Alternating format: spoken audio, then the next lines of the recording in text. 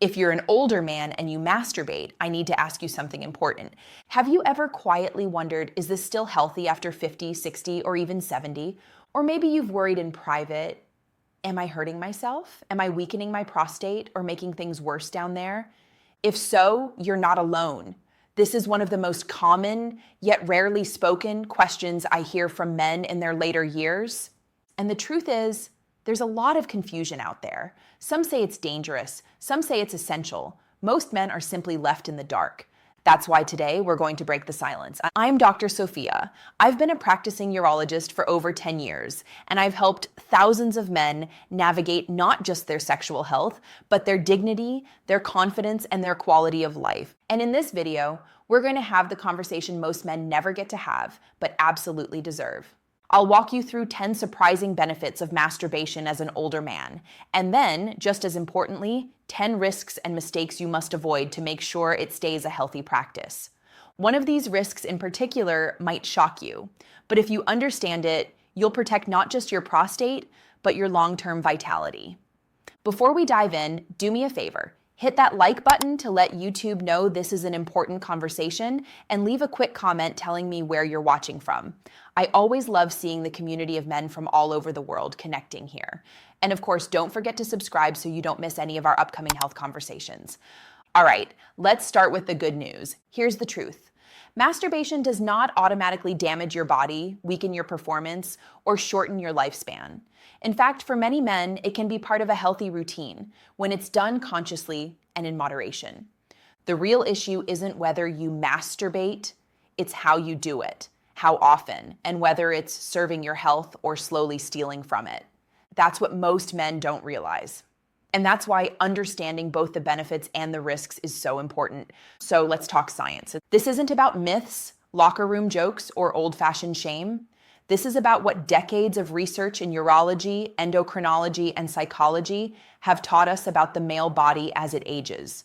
From Harvard studies on prostate health, to European research on hormone regulation, to clinical observations of men in their 60s, 70s, and beyond, the evidence is clear. Masturbation has both powerful benefits and potential pitfalls.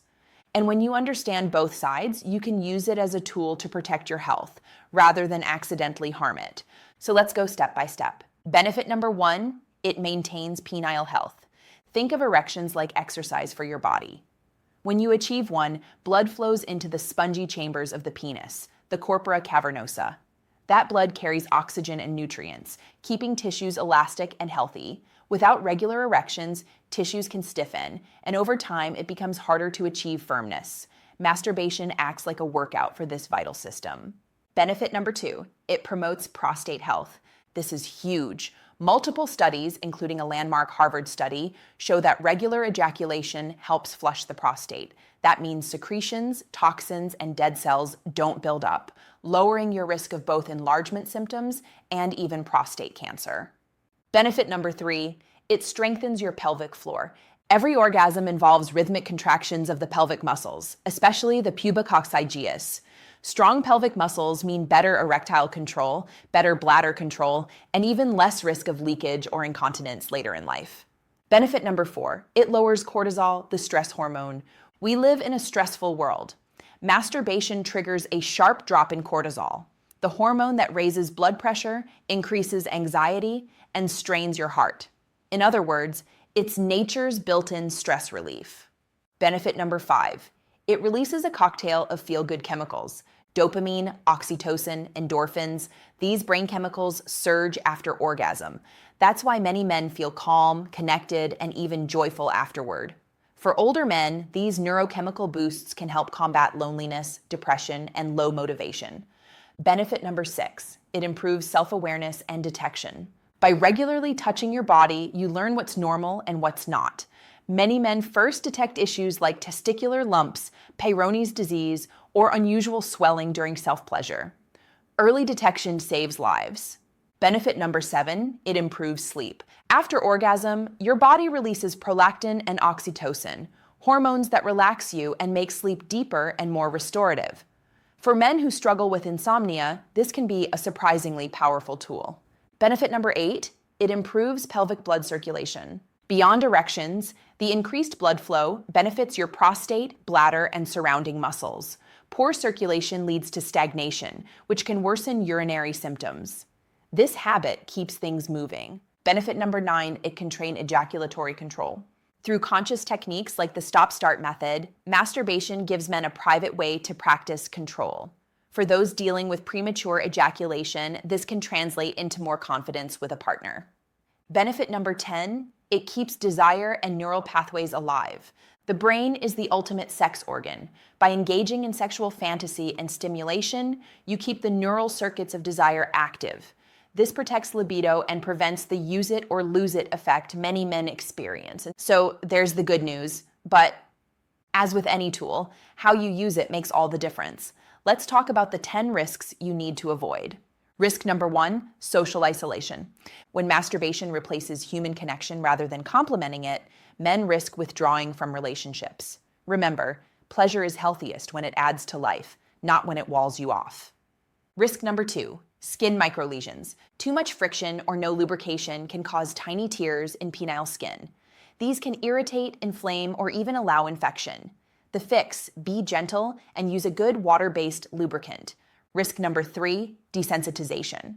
Always using the same pressure or grip conditions your brain to only respond that way.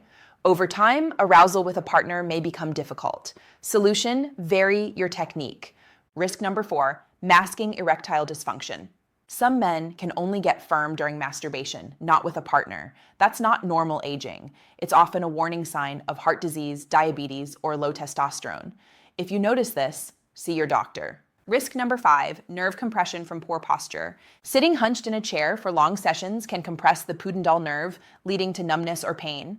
Lie back comfortably or switch positions. Risk number 6, emotional escape mechanism. If masturbation is your only way to cope with stress, loneliness, or boredom, it can become a crutch. Build other coping tools: exercise, friends, meditation.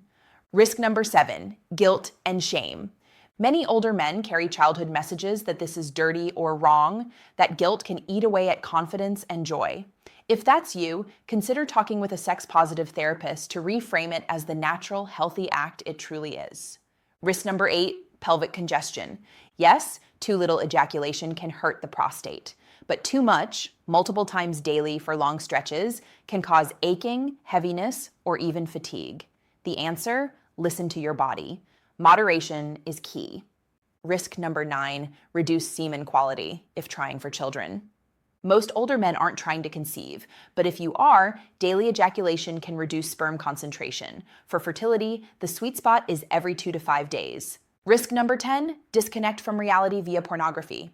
When the brain is overstimulated by extreme online porn, it can distort expectations. Real intimacy may feel less satisfying. If you use porn, balance it with imagination, memory, and real connection. So what's the takeaway? Simple. Masturbation after 60 is not inherently good or bad. It's a tool. When used consciously, with moderation and variety, it can support your prostate, protect your erections, lower stress, and even help you sleep. But when it becomes compulsive, isolating, or physically careless, it can do the opposite. Here's what I recommend as a healthy baseline. Aim for moderation. 2 to 4 times a week is a healthy range for most men. Use lubrication and vary your technique. Pay attention to your body. Aches, numbness, or changes in arousal are signals, not inconveniences. And above all, remember, this is about enhancing life, not replacing it. I know this can feel like a vulnerable topic. Many men have never had an honest, shame-free conversation about it in their entire lives. But let me reassure you, there is nothing wrong with taking care of your body this way. In fact, done consciously, it can be one of the simplest, most private forms of self-care available to you. You don't need to feel guilty, you don't need to feel too old, and you certainly don't need to suffer in silence. So, if you take just one message from today, let it be this. At any age, even in your 60s, 70s, or beyond, you are not past your prime. You are not broken. Your body still has pathways to pleasure, vitality, and strength, and when you treat those pathways with respect, they will continue serving you for years to come. Gentle changes, conscious choices, and a little awareness can bring back freedom, dignity, and confidence you thought were gone. If this video helped you, please like it, subscribe for more practical, science-based health advice, and share it with a friend who might need this conversation but is too shy to ask. And now I'd love to hear from you.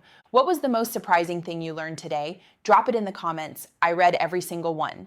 I'm Dr. Sophia, reminding you, your age does not define your vitality. Small conscious habits can protect not just your prostate, but your quality of life. Stay strong, stay hopeful, and I'll see you in the next video.